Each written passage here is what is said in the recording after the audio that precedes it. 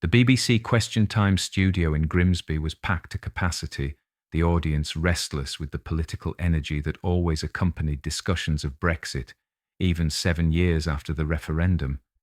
The panel included the usual mix of politicians, journalists, and public figures, but tonight's lineup was particularly combustible. Prime Minister Rishi Sunak had agreed to appear alongside Nigel Farage, the man who had done more than anyone to make Brexit happen. Farage sat at the far end of the panel, his trademark grin suggesting he'd been waiting for this moment.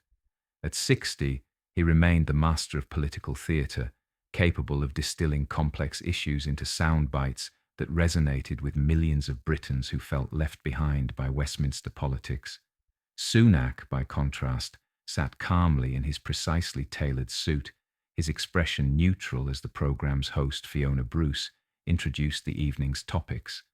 But those who knew the Prime Minister well recognised the slight tension in his jaw, the way his fingers rested on a thin folder beside him, signs that he had come prepared for confrontation. "Our first question," Fiona announced, "comes from James, a fisherman here in Grimsby." James asks, "Has this government betrayed Brexit by signing away our sovereignty with the Windsor Framework?" The audience applauded, and Farage's grin widened. This was his territory, his issue, his moment.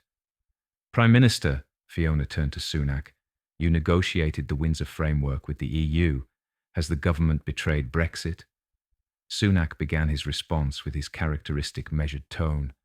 "The Windsor Framework protects Northern Ireland's place in the UK while resolving practical issues with trade.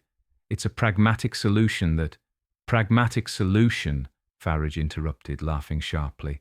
"That's Westminster speak for surrender, Rishi." "Can I call you Rishi?" The audience laughed, and Sunak gave a slight nod, his expression unchanging. "Let me tell you what the British people actually think," Farage continued, turning to address the audience directly rather than Sunak. "They think they voted for independence in 2016. They thought they were getting their country back. They thought Brexit meant Brexit, not Brexit with an asterisk, not Brexit with compromises, not Brexit where we're still following EU rules." The audience erupted in applause. Farage was in his element. But what did they get instead? His voice rose with theatrical indignation. They got leaders who didn't believe in Brexit, who didn't want Brexit, who've spent 7 years trying to water it down, tie it up in legal agreements, and basically give away everything we fought for. He pointed directly at Sunak. "And you, Prime Minister, you weren't even on our side during the referendum. You voted Remain. So of course you're comfortable selling out Brexit.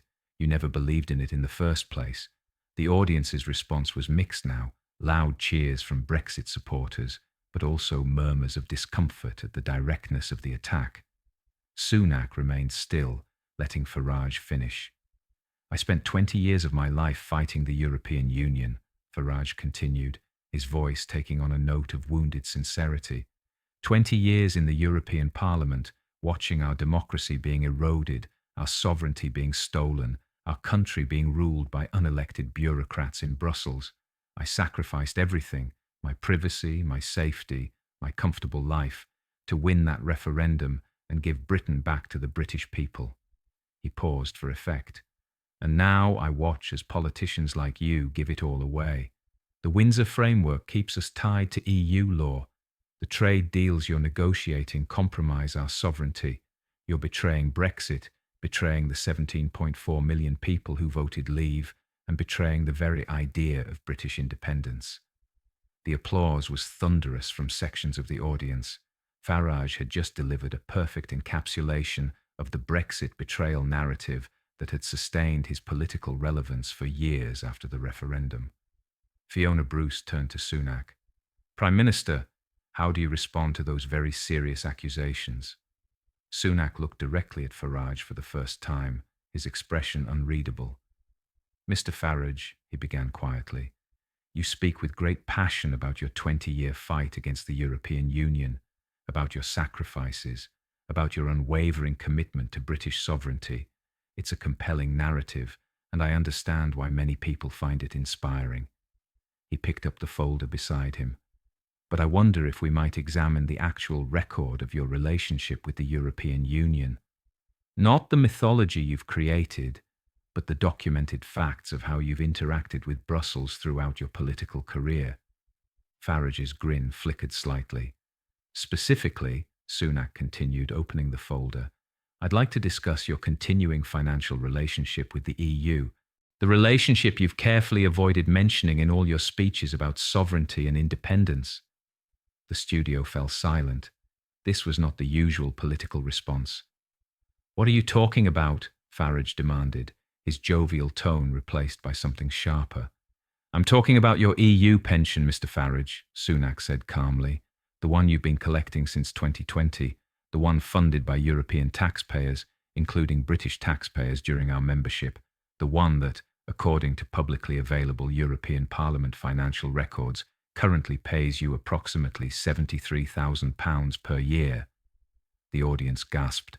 Several people began talking at once. That's completely different, Farage sputtered. I paid into that pension. Indeed you did, Sunak agreed, by serving in the European Parliament for 20 years. The same European Parliament you've described as an undemocratic institution, a gravy train, and a corrupt club of elites. You served there for 2 decades, collecting a salary, building a pension, and now, even after Brexit, even after Britain has left the EU, you continue to receive monthly payments from Brussels. He held up a document. This is your 2023 European Parliament pension statement, obtained through EU transparency regulations. It shows you received £73,000 last year. The year before, £71,000. And you're entitled to continue receiving this pension with inflation adjustments for the rest of your life. Sunak looked directly at Farage. So when you stand before audiences and talk about betraying Brexit, about selling out to Brussels, about politicians who are too comfortable with European institutions, I wonder if you've considered the extraordinary hypocrisy of a man who literally receives a pension from the EU while claiming to be its greatest opponent.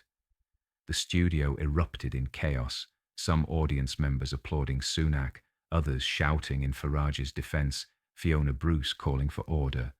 Farage's face had flushed red. That pension is deferred income I earned. Every MEP receives it. I'm trying to establish some basic honesty, Sunak interrupted, his voice cutting through the noise.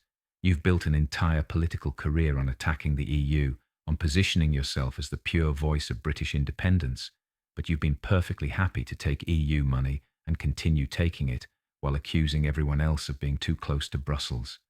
He pulled out another document. And that's just the beginning, Mr. Farage. Because once I started looking into your financial relationship with the institutions you claim to despise, I found something far more interesting than just a pension. Farage's expression shifted from indignation to something approaching alarm. I found, Sunak continued, a pattern of financial enrichment that lasted throughout your entire European Parliament career, a pattern that raises serious questions about whether your opposition to the EU was ever really about principle, or whether it was about building a profitable personal brand. He held up the folder. And I found evidence that suggests your real betrayal of Brexit wasn't about policy compromises or legal frameworks. It was about deliberately prolonging chaos and division because confusion and outrage were good for your business model. The BBC Question Time studio remained in controlled chaos, Fiona Bruce struggling to maintain order as the audience reacted to Rishi Sunak's revelation about Nigel Farage's EU pension. Farage himself sat with his arms crossed, his usual affable demeanour replaced by barely concealed anger. Mr. Farage, Fiona said, attempting to restore structure to the debate, would you like to respond to the Prime Minister's point about your pension? It's a pathetic smear, Farage shot back. I earned that pension through 20 years of work. The Prime Minister is trying to distract from his own failures by... Actually, Sunak interrupted calmly, I'm trying to establish context. You've accused me of betraying Brexit while you literally receive payments from Brussels. But as I said, the pension is just the beginning. Let's discuss your European Parliament expenses. He pulled out a thick stack of papers from his folder. These are expense reports filed by you during your time as an MEP, obtained through EU transparency requests. They make for fascinating reading, Mr. Farage, particularly when compared to your public statements about EU waste and corruption. Farage shifted uncomfortably. Every MEP claims expenses. That's standard. Standard, yes, Sunak agreed, but your expenses were rather extraordinary. Between 2009 and 2019, you claimed approximately £2.9 million in European Parliament expenses and allowances. That's nearly £300,000 per year on top of your MEP salary. He held up specific expense forms.